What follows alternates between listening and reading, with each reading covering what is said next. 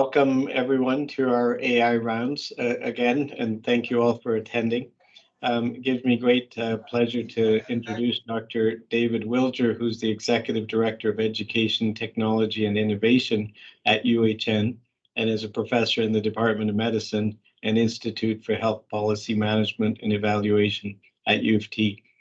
His work focuses on both patient and health professions education, and specifically has gotten more and more involved in digitally enabled education and digital compassion and lifelong learning.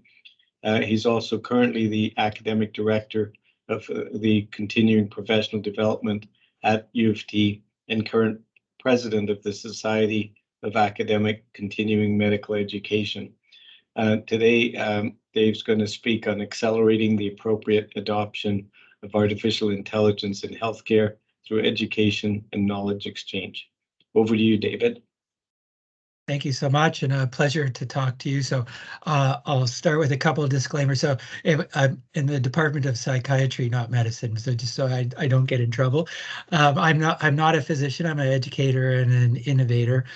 The work that I'm going to present today really comes from many different groups, and it's such a pleasure to talk to this group. I am not an AI expert. I see myself as trying to facilitate the AI conversation, and the work I'm going to present today, for the most part, is really about how do we create environments where all the work that probably many of you who are innovating in the AI space can be more readily accepted and accelerated to make sure that the value is really accrued from all the work that you do. So I'll just start with giving you my lens. I am the executive director. I also run a lab. I'm a principal investigator of a lab within TIER, which is the Digital Compassion Lab. And some of you may ask, well, what is digital compassion? And it's a concept and a program of research that I've been involved in for a number of years. It came out of work that we did with Brian Hodges and his colleagues, who helped to publish this book, Without Compassion, There Is No Healthcare. And it really looks at how do we think about our digital tools, including our AI tools, from a lens of creating more of a compassionate space. And so just to give you a little bit of a sense of where we come from, what we've done is taken a very functional definition of compassion around identifying suffering, around feeling moved, around appraising one's own response and having the appropriate response. And we married that with Bertalan Mesko's really transformational definition of digital health, to look at digital health as a cultural transformation and really a disruptor. And so we have identified these domains of digital compassion around how do we use technology to identify suffering. You think about maybe remote patient monitoring, mediating response, having online interventions, to think about training and coaching, talk about compassion-oriented technologies, and I can talk a little bit more about what that might mean, and then thinking about how do we build in concepts of compassion into our algorithms and into our AI applications, and what might that mean so that we can get beyond the conversation of bias, which is really important, and think about how do we move the enterprise forward. And just on digital compassion, if you look at our work, we have a number of organizational recommendations. And one of the things that we talk about is really committing to this idea of being a compassionate organization. And we're trying to create a movement and try to articulate what that means. But really, it's around creating the appropriate infrastructure, involving the key stakeholders, developing a plan, and instituting practices. And so happy to share more about this. It's a bit tangential to what I'm talking about today.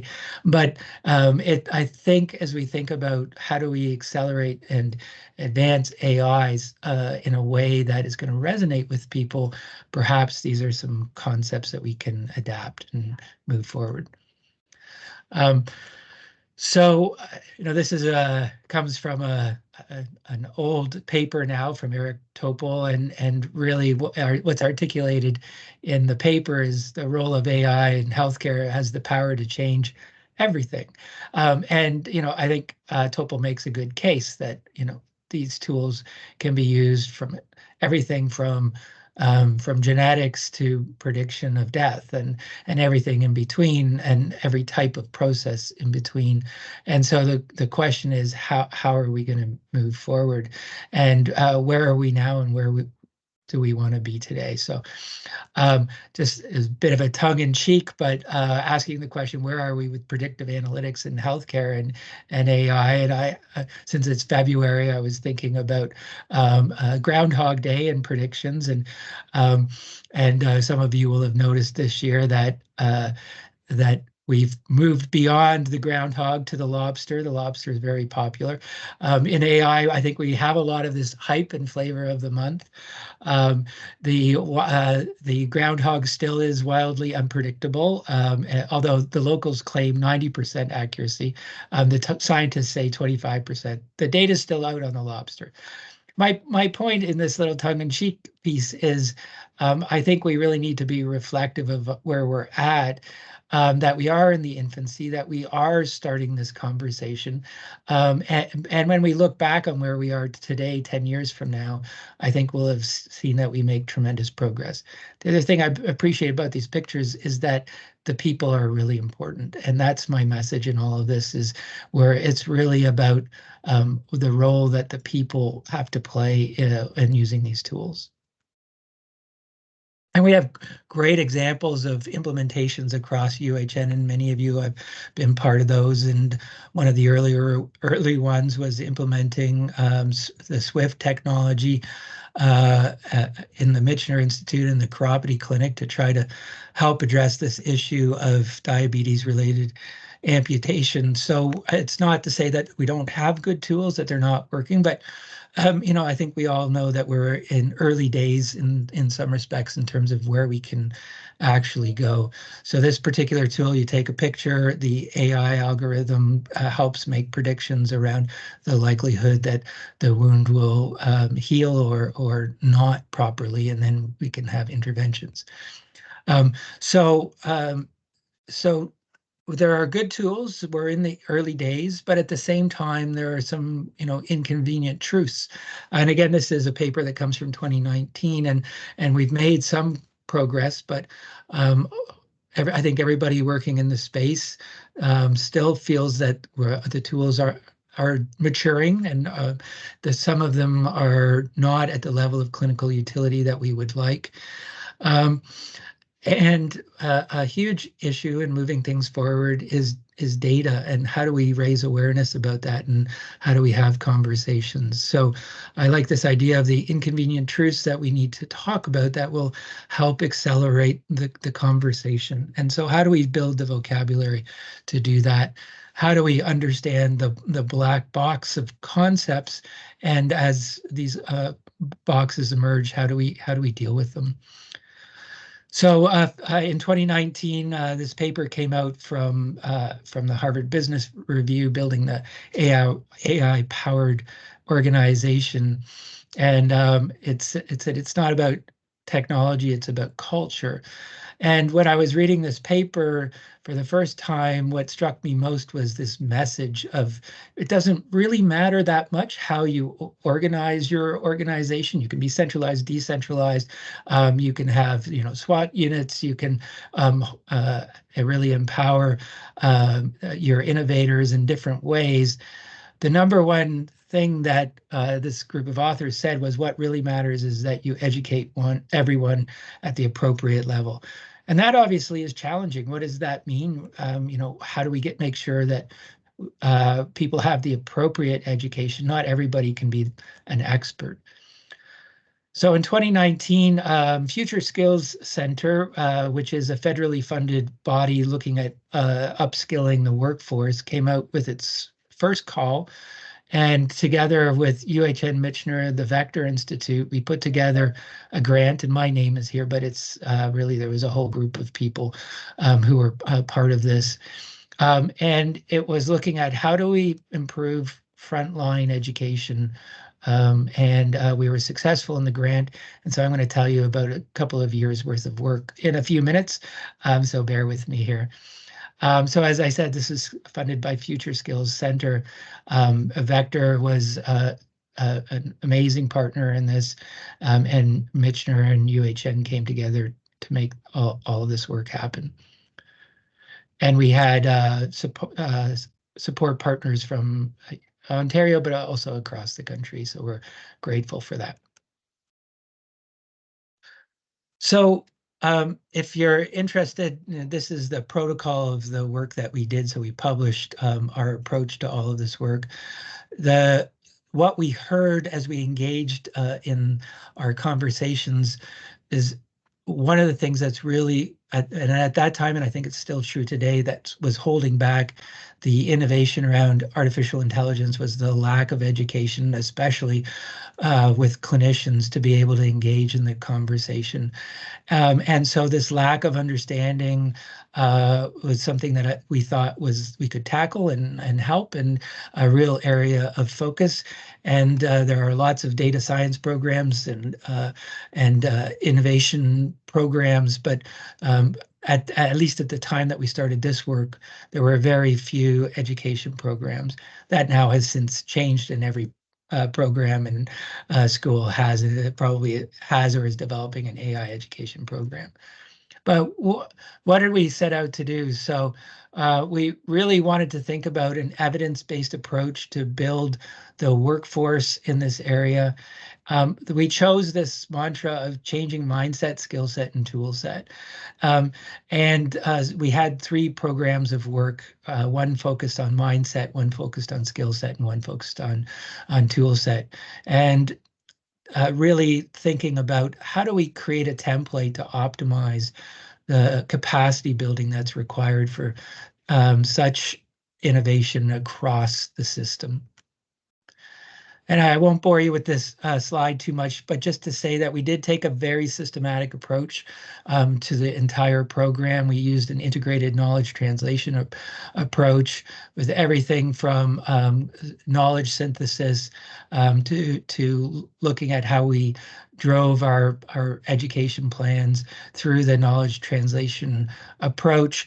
And we treated this very much as a learning opportunity. We've already had several papers come out of this, but every moment we tried to say was an opportunity to learn so that we could disseminate what we were doing. And so we started with mindset. And so what did we do? We did a number of needs assessment activities, including interviews, environmental scans. Environmental scans in this space, they change as quickly as you do them. But we did a number of scoping reviews, and I'll talk a little bit about one of them in just a second. So we worked with our instructors. We have patient partners who are part of this program, working with our health professionals, and we had a particular focus on mental health. We, in particular, did a couple of symposia. One was general, but we also did one on mental health, in particular, with our colleagues at the Mental Health Commission of Canada. And this all, keep in mind, this was all happening through COVID as well. We got our grant on the 1st of April of 2020. We almost decided to turn the grant down, but we decided to take it on, and we did it through COVID. But people showed up in droves to participate in our activities. And so, for example, in our second symposium, we had over 500 individuals from across Canada and beyond. And we tried to build equity principles into all of this education. So it was guided by something called the ADDIE model and the KMH Health Equity and Inclusive Framework. So this is an education framework that's designed to promote health equity. And we tried to come back to this model as we developed all of our education. And so I'll just share briefly with you one of our scoping reviews that we did, which is just ready to submit for publication now. And so it was looking at building a health equity lens in AI education. So the question was, what are the opportunities and challenges of advancing health equity in AI through education and responsible implementation. So, when we looked at the literature and the peer-reviewed literature, there were 11 articles that were relevant, 22 from the gray literature. We just updated this search. I think we found a couple of extra new articles that we're building into our synthesis now. One of the things that our results showed us was competencies related to advancing equity in AI, and we certainly identified areas of AI principles that are well known in the literature around fairness and accountability, transparency and privacy. But the competencies that emerged from this literature search were around demonstrating compassion using AI. I'm not sure that's at the top of everybody's list, so something to think about. Some of the others are a little bit more common, ability to appraise AI outputs and bias critically. I think that's something that many of us are thinking about. Understanding the applications, communicating AI functions and output to colleagues and to patients, demonstrating a continuous learning mindset. So these are some of the competencies that came out that we need to think about and build into the education. There was a call to action for education based on these competencies to advance health equity. Within the literature, it talked a little bit about the provider competencies and AI literacy. And then there were a number of barriers that are coming out in the literature search and the scoping review around barriers of ethical AI implementation at the provider, the organizational, and systems level. And so those gaps at the systems level, one of the things that was clear was the absence of foundational technology literacy as a barrier to equitable AI implementation. And the absence of resources to teach on equity in AI implementations. And this notion that there's a high cost associated to educate our personnel and educate our staff. And how are we going to achieve some of those efficiencies? And so out of the scoping review, we have a number of recommendations that come out. I'll highlight two here for you. One is that policies are needed to regulate ethical AI practices, and we're starting to see some of that work and see that legislation. I think that's amazing. That'll give us a framework to work within. And then at the organizational level, a commitment to advance responsible implementation of AI, and part of that is the commitment to make sure that organizations are well educated and the appropriate people have the appropriate knowledge.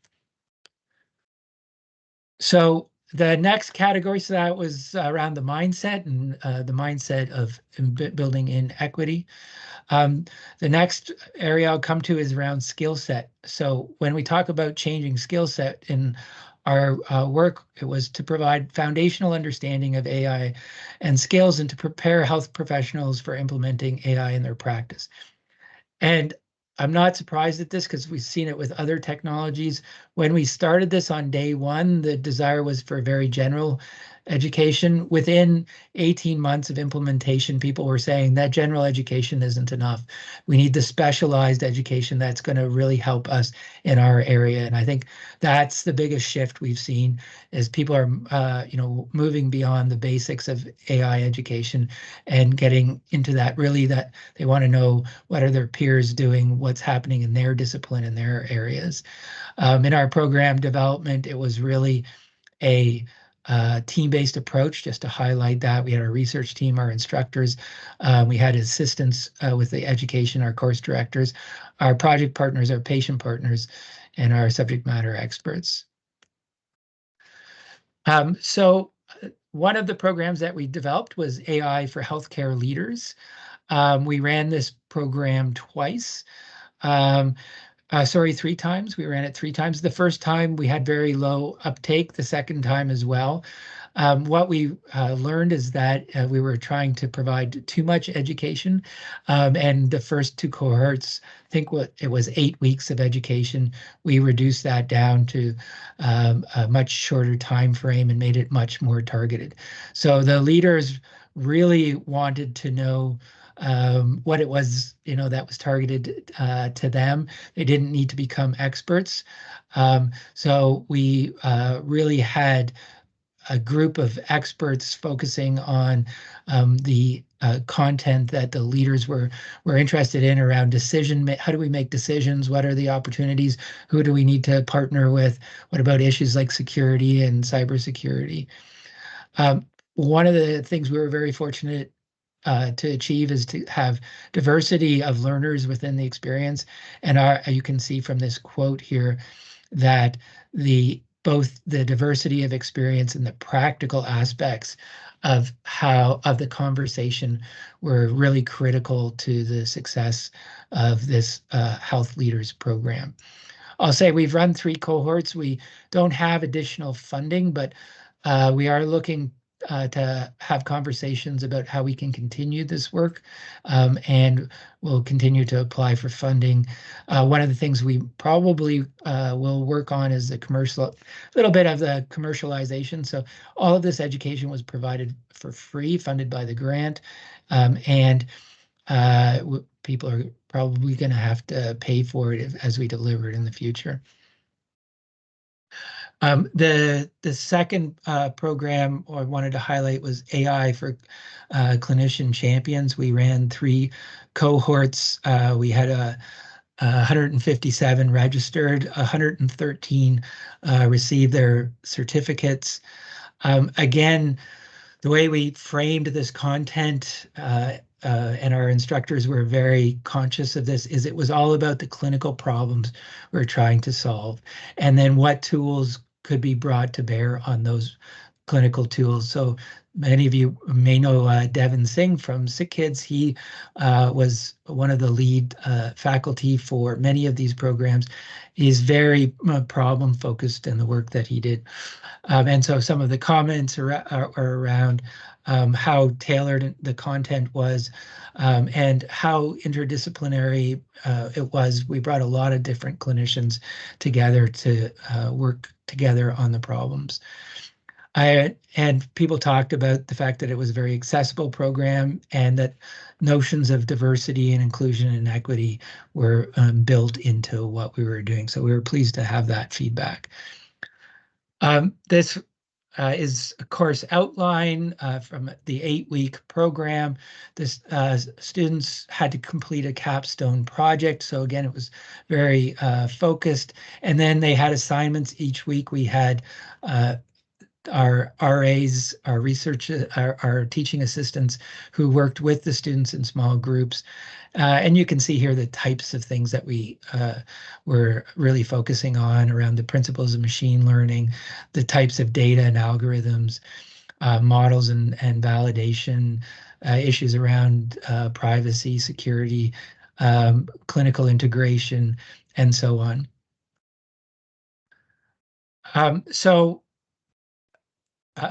One of the things that I was very pleased about was the diversity of our clinicians in the cohorts, and you can see there the type of healthcare professionals that we had, and a little bit of the breakdown.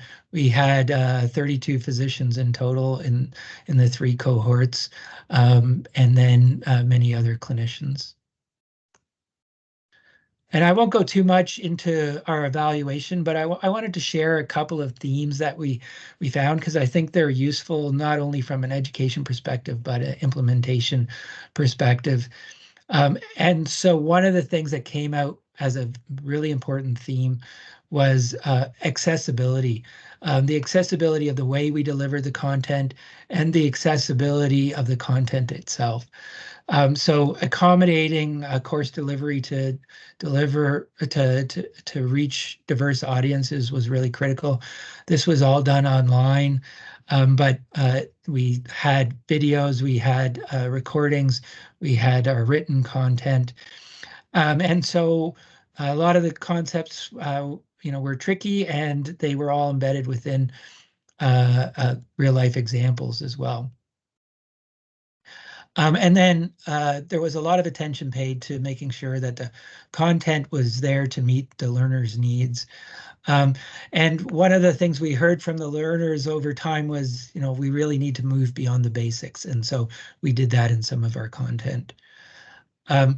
The diversity of perspectives for AI education, I think this is a critical component, because when we talk about AI and the perspectives that we need to bring, the number of different professions that are required, the number of different skill sets, we need to really bring an interdisciplinary group together and learn together from those disciplines, as well as implement together. So some of our learners talked about being able to apply the knowledge in a smaller setting and leveraging everybody's strengths and weaknesses to really push the content forward. And then the opportunity to engage with people who you wouldn't normally engage with, clinicians engaging with data scientists, with cybersecurity folks, and even across disciplines. What are you doing in primary care? What are you doing in surgery? What are you doing, in radiation oncology? That conversation, especially a couple of years ago, really helped to level set and help understand where we needed to go. So that diversity piece was critical. All right. And then we quickly moved on to specialty programs. And so we had a program led by Caitlin Gillen, looking at medical imaging and radiation therapy. We reduced the specialty programs to 4 weeks. In that one, we had 55 participants who received a certificate. And then in mental health and addictions care, again, a 4-week program with 36 participants. And again, a growing need. It would be fantastic to be able to run these programs in the future. So then the final part of our, remember we talked about mindset, skill set, and then tool set. The final piece is this tool set. And this is the one that I think is most exciting in many ways, is that we need to really focus on the coaching, the mentorship, the advising, and think about, as we're trying to rapidly implement, how do we build environments where that knowledge gets exchanged rapidly? So we looked at a number of different options, and we were able to create what we call an innovation hub program.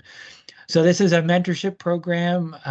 People came with a project, so there was a application process. You prepared your application, your idea.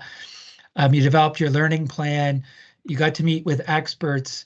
The experts guided on the particular projects, and then working with the experts, people worked towards, over a 6-month period, implementing their actual innovations. We checked in with them regularly.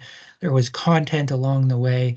We had 12 innovators and 11 experts over a 6-month period. The other thing is we built a community of practice using the Circle platform. This still is in existence, and it would be great to have conversation about how we can build out this community of practice even further. It's there, it's standing, and we can use it today. So how successful was this? I think this goes back to our earlier conversation that one of the things we have to address is organizational issues, as well as the desire to want to implement. So all of our participants formulated projects. They all had clarity around what they wanted to do. They were at various stages of their AI initiative, and there were several common obstacles that they found along the way. How do we get access to the data? How do I get support from my leadership to make this happen? Hence one of the reasons why we had a leadership development program. And where do I go to get the technical expertise?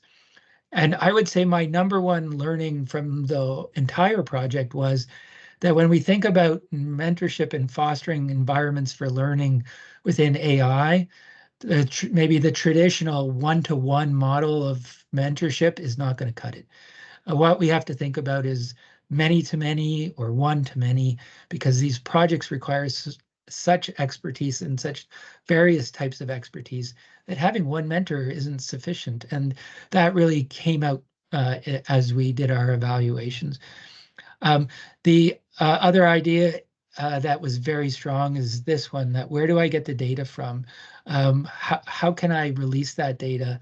And this was a frustration over and over again in terms of moving projects forward. The relationship quality was really important. Our innovators really appreciated the openness of our experts to bring ideas forward. This quote here is really echoing what I talked about earlier, that we have to build multiple perspectives for our innovators. One perspective isn't sufficient. Meeting with the mentors is extremely valuable, and then having that opportunity to exchange with the subject matters, but most importantly, creating the opportunity for peer exchange. And I know is one of the things you're trying to do with these rounds, so I applaud that.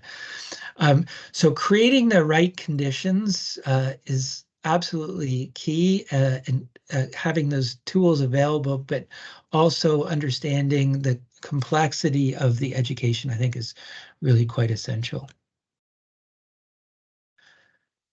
So so what? So, you know, the takeaway from the education perspective, I think we have now a lot of tools to help with the education.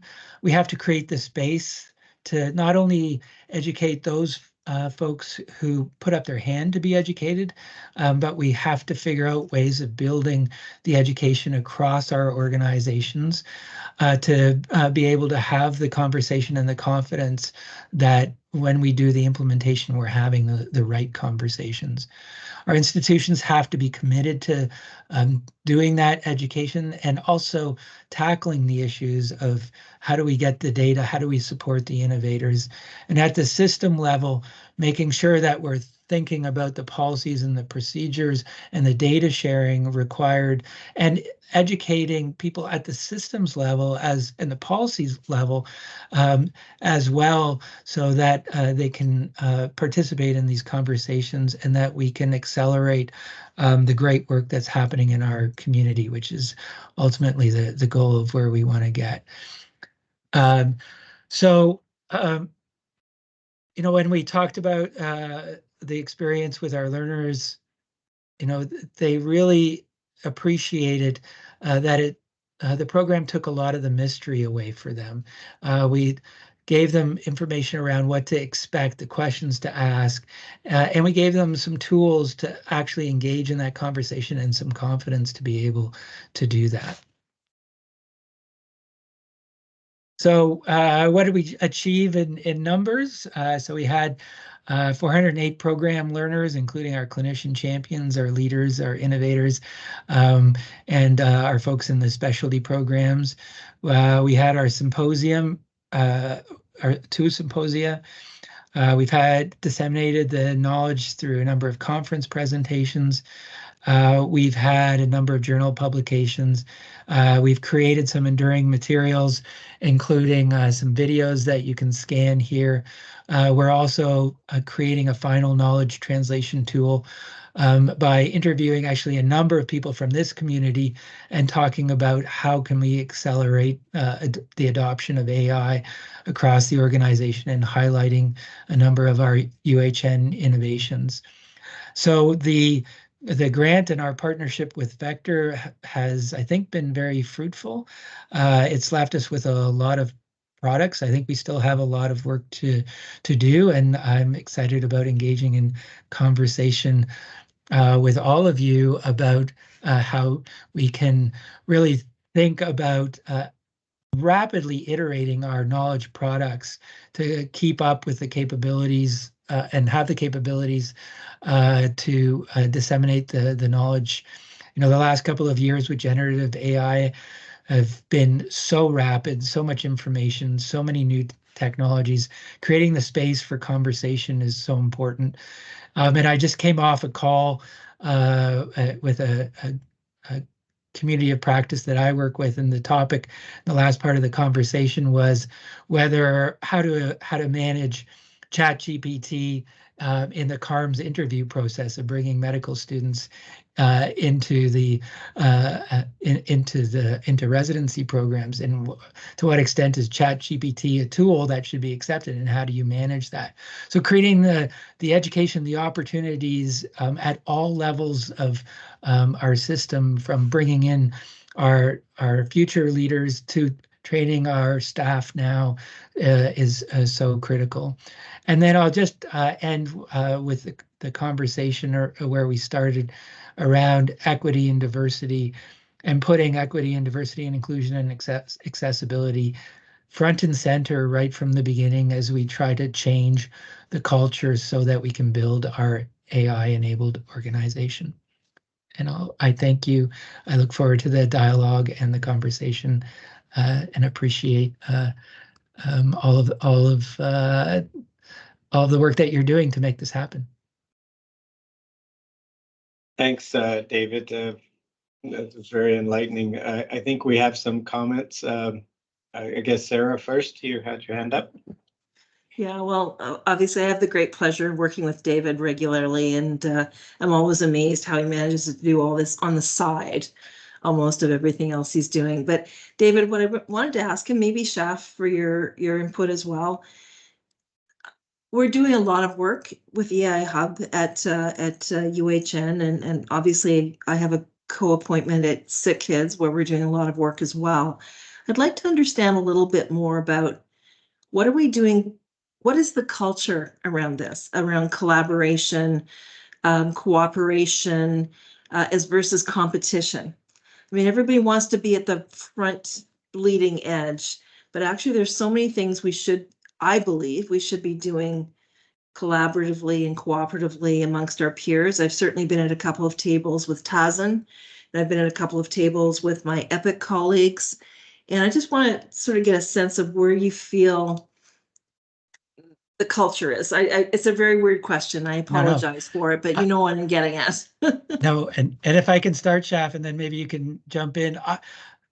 I have to say I'm actually extremely hopeful in this regard in terms of collaboration, and I'll tell you why. I see leaders from across our organizations collaborating and working together.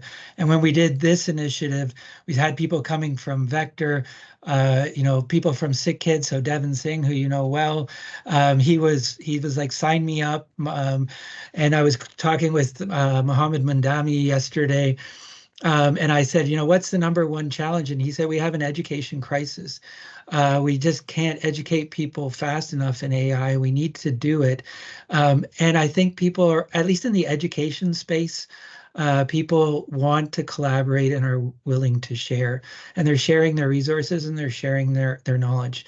Now, it's, Sarah, it's not all roses, but as you know, but I actually am quite hopeful in this space that people see that this is a major barrier to moving forward, and unless we work together, it just isn't going to happen.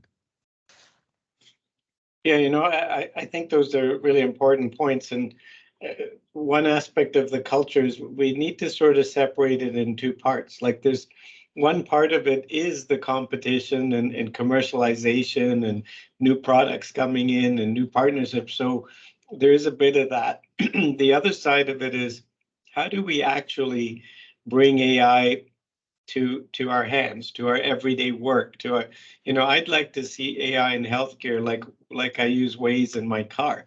Like, it's just a type of AI that helps me, and yes, it's crowdsourcing, it's a bunch of other things that have helped make that work. So, and that's collaboration in a way. And I think what Bo and I have seen with the AI hub at UHN is there's a lot of silos and a lot of sort of suspicion of, well, we're doing this and we're, and reinventing of the wheel. So what we're really trying to do is change that culture, say, we want the AI hub to develop so that we help and collaborate better and don't reinvent the wheel. But I think the easiest way to do that is to bring resources to the table. And so that we're working very hard to get the money, get the grants, get the computers, get the cloud space, so that now you're giving people tools, and hopefully that'll sort of decrease the suspicion and increase the collaboration that actually it's going to make UHN stronger and then make the world stronger if we sort out these problems. So I think some of the competition is because of lack of resources, and some of it is driven by that drive to new products and monetization of it. But on the other hand, to have just AI that helps us be better at what we do in healthcare, we're going to have to work together. And I think on the education side, just like on the implementation side, everybody's immediately going after similar targets, right? There are some very low-hanging fruit kind of ideas that people can do, and so it's there are situations where it's first past the post. Who's going to get there first? And we're seeing that a little bit in education, but at least in the TASN community, on the education side, I think we're collaborating.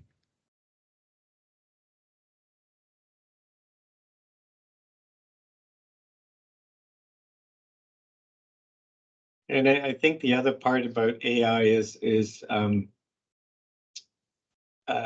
people know some of it, but don't know enough of it. And so education is going to play a big role, because I think people are expecting that AI is doing everything and going to solve all problems, and other people are fearful of it.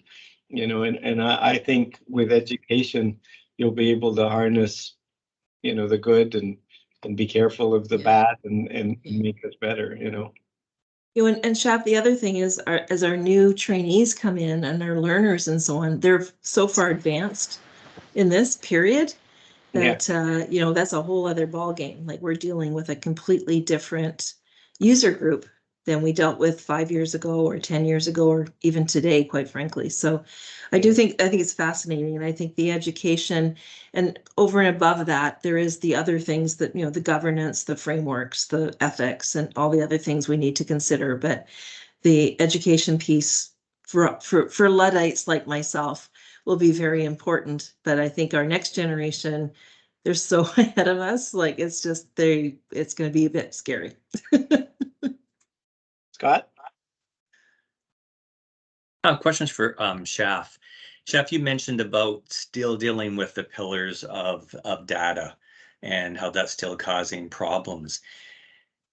Do you think the solution to that is in funding to restructure that data, or is it purely culture that, people have to realize that the data is not there for just one person, it's there for humanity? Yeah. No, I think it's more the latter, culture.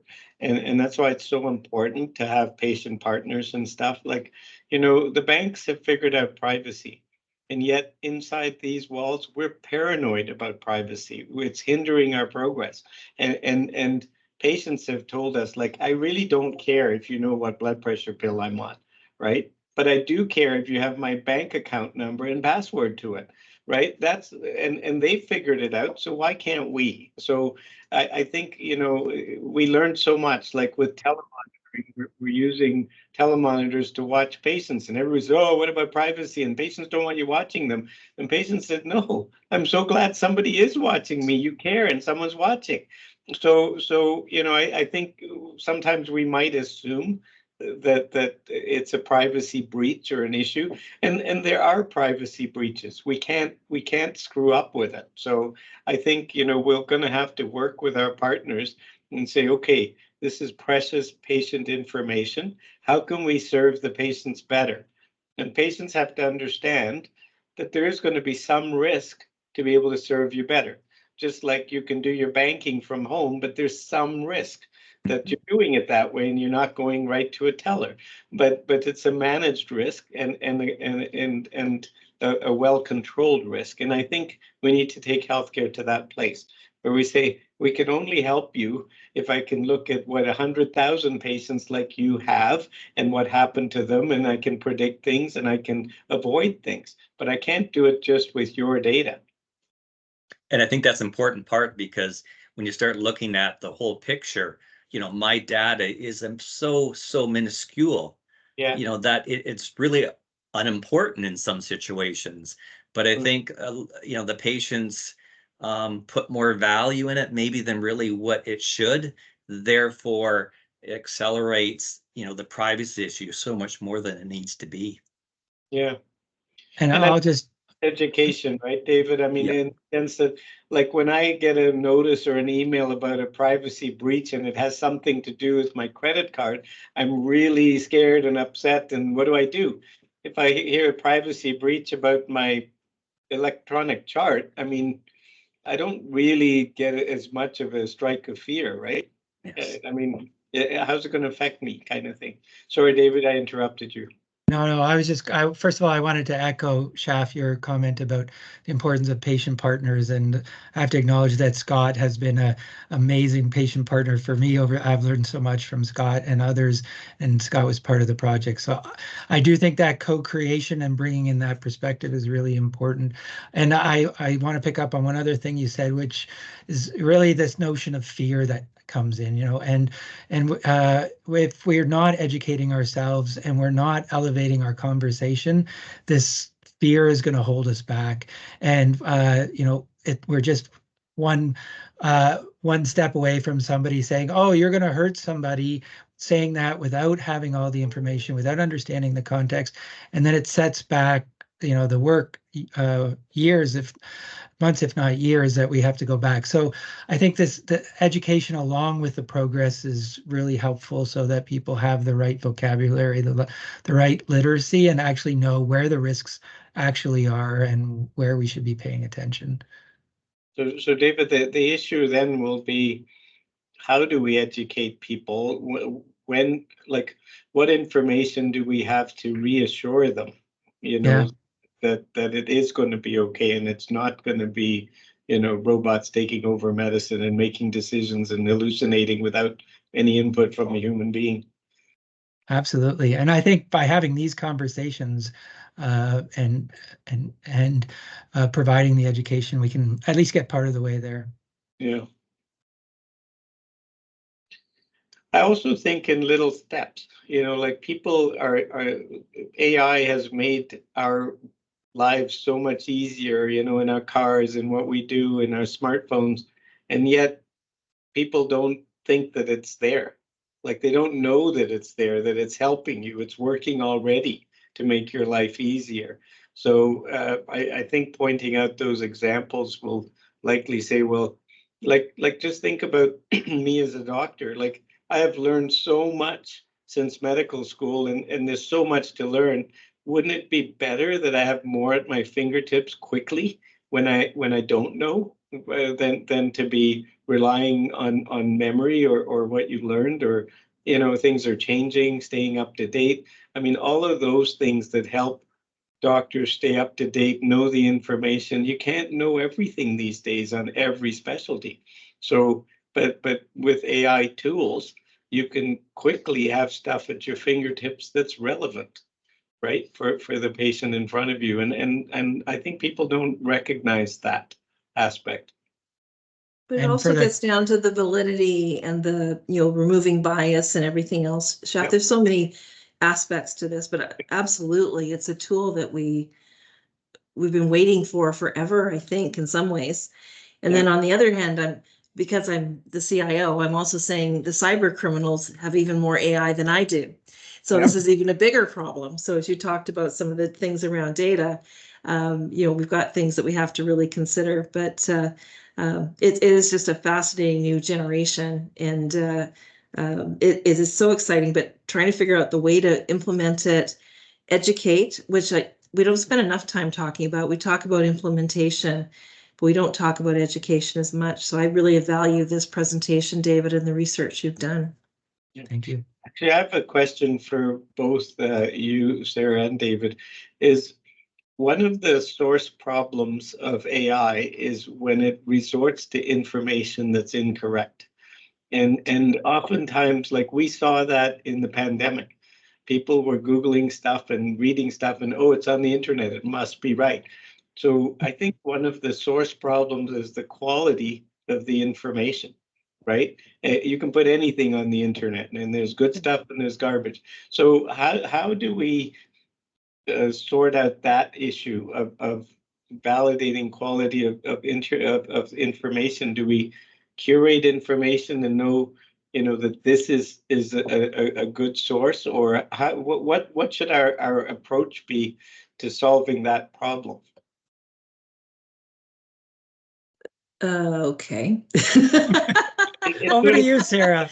Over Such to you. a little tiny question, Jack. Thank you so much. No, but we can market it, right? It's a fascinating question. I mean, we do have to set up the right data governance, data quality assurance, and so on within our organizations. Yeah. But then we also have to realize that we're doing that for our own organization. And that doesn't necessarily represent the populations that we serve. It represents a part of them. So how do we get the entire ecosystem to be doing the same thing? That's a whole other question. And I think that's why I sort of raised the bias issue. And I think we're very fortunate at UHN that we do have quite a multi-diverse population and so on, but it's Toronto largely and a little bit of Ontario. It doesn't represent the rest of the world. So as we start to develop these algorithms and figure out how to make them non-biased, I think there's a lot of work to be done on that. But you're absolutely right. I think one of our most important things we need to do internally, and it's only internally, is have some data quality assurance. And we've launched Epic. We still have data issues. We're still working on it. We have to continue to do that work and validate constantly. And the same with, even if we have that all solved, once an algorithm is actually, I don't know, tried or tested, that ongoing evaluation and validation is going to be so important. So it's not like this, okay, this is good, let's put it into practice. It's what happens after it goes into practice. And that cycle, that learning cycle, which I'm sure David could talk a lot about, but it is about what we learn after it's implemented and so on. But honestly, I don't have the answer. I can't fix world data quality issues, not tonight anyway. The other thing I would add, and I don't know how to fix. Oh, go ahead, Chef. So the one thing in healthcare, like the Mayo website, right, where you look up things, in general, that's good information, trustable information.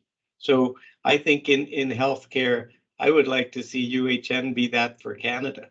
That if you go to our website and the healthcare related information, it should be trusted, right? And I think if we get there, then we get to the issue of, can you ask it questions? Can you AI enable a strong and trusted database? And I know that's small, and it'll be a microcosm of UHN and Canada. But I mean, honestly, our staff, we have 18,000 staff. Most of them will go to the Mayo site first when they want to know something about healthcare. And that's not even AI. That's just a website and good information. But I think if you start with a good data source and be able to implement our AI tools on it, you'll teach people where it could go. And I just, 2 quick points. One is, I think a lot of our AI tools, we're now just hoovering up everything, right? And putting everything in and then spitting everything out. And I think part of this is going to get us getting better about curating the quality of what goes into to these mechanisms. And there are some good papers starting to come out about cancer education and the ability of well-fed AI tools to provide good information back to patients. So that, it's not perfect, but I think quality in, quality out.